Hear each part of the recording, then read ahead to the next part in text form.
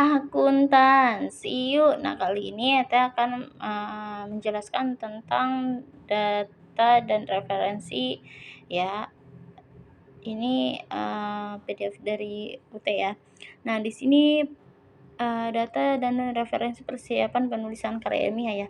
Yang sebelum mulai Ete tanya dulu, data dan referensi itu apa? Coba. Apa itu data? Ada dua jenis data, yaitu kuantitatif dan kualitatif ya. Lalu ada referensi. Nah, apa itu data?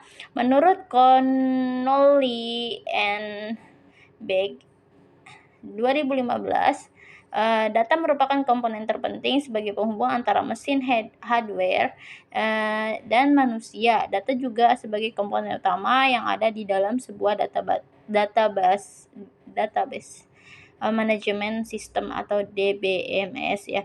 Nah, menurut Maracas 2011, Coronel and Morris 2016, data berisikan fakta mentah atau pengamatan biasanya tentang fenomena fisik atau transaksi bisnis atau sebuah fakta mentah yang belum diolah. Nah, di sini juga ada namanya data kualitatif. Nah, pendekatan kualitatif data dari penjelasan kata verbal yang tidak dapat dianalisis dalam bentuk angka ya. Pengumpulan data kualitatif dapat dilakukan dengan berbagai cara, termasuk ada wawancara langsung, via telepon, dan via konferensi call, yaitu Zoom, Microsoft Teams, Google Meet, dan lain-lain. Yaitu menyebarkan kuesioner secara online maupun offline. Ada observasi, ada rekaman audio atau video, atau dokumen atau catatan yang sebelumnya sudah ada, atau fokus grup diskusi atau VGD, dan studi kasusnya.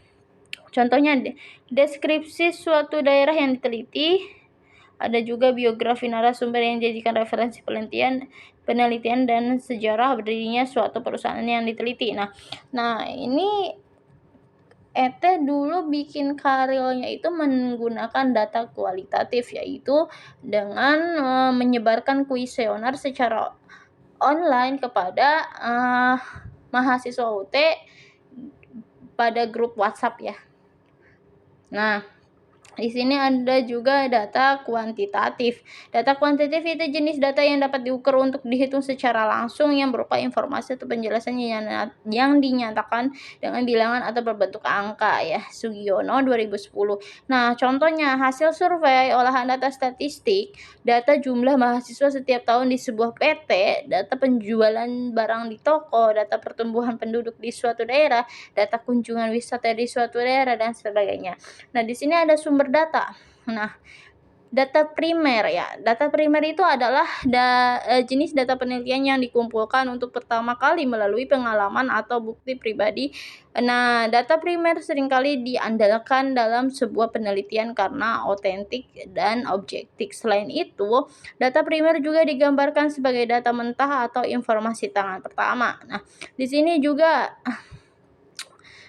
biasanya data primer dikumpulkan melalui beberapa cara seperti observasi, kuesioner, survei, dan jenis wawancara lainnya. Pengumpulan data primer populasi dan sampel ya. Kayaknya itu pakai data primer. Nah, data sekunder merupakan berbagai informasi yang telah ada sebelumnya dan dengan sengaja dikumpulkan oleh peneliti yang digunakan untuk melengkapi kebutuhan data penelitian. Biasanya data-data ini berupa diagram grafik atau tabel, sebuah informasi penting seperti sensus penduduk, data saham, dan lain-lain. Data sekunder dapat diperoleh dari berbagai sumber seperti buku, situs, atau dokumen pemerintah. Nah, data sekunder umumnya itu bentuk datanya itu sudah disusun dan diolah dengan metode statistik ya. Kebanyakan data sekunder sudah terlihat sempurna rapi, namun data sekunder tidak terlalu spesifik bagi kebutuhan peneliti, karena data sekunder tidak bisa menjadi patokan dalam menentukan kualitas penelitian, hanya menjadi data pelengkap dari data primer. Nah, di sini referensi menggunakan standar APA style ya, American Psychological Association.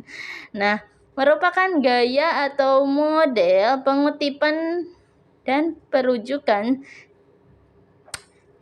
citation style atau referencing style.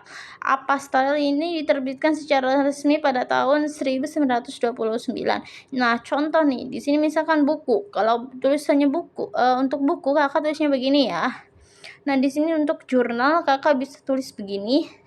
Untuk dari internet juga bisa di-copy saja kalau internetnya. Nah, seperti itu. Semoga bermanfaat. Bye-bye.